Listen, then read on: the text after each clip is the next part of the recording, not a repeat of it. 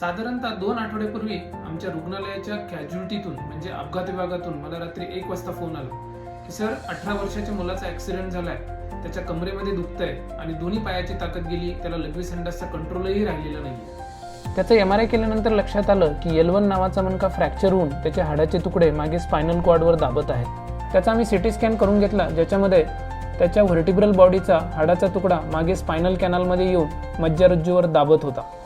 दुसऱ्या दिवशी लगेच इमर्जन्सी सर्जरी करून आम्ही त्याचा स्पायनल कॉर्ड फ्री केला व तुटलेल्या मणक्याला स्क्रूचा सपोर्ट दिला.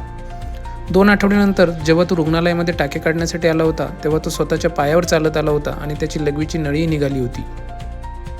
उंचीवरून पडल्यानंतर किंवा ॲक्सिडेंट झाल्यानंतर जेव्हा स्पायनल कॉर्डला मार लागतो तेव्हा बऱ्याच पेशंटची पायाची ताकद जाते, लघवी संडासचा कंट्रोल जातो. तर सगळ्याच पेशंटची ताकद वापस येते का? तर नाही. ह्याच्यामध्ये बऱ्याच गोष्टी मॅटर करतात. पहिली गोष्ट, मार लागल्यानंतर किती वेळाने सर्जरी केली गेली.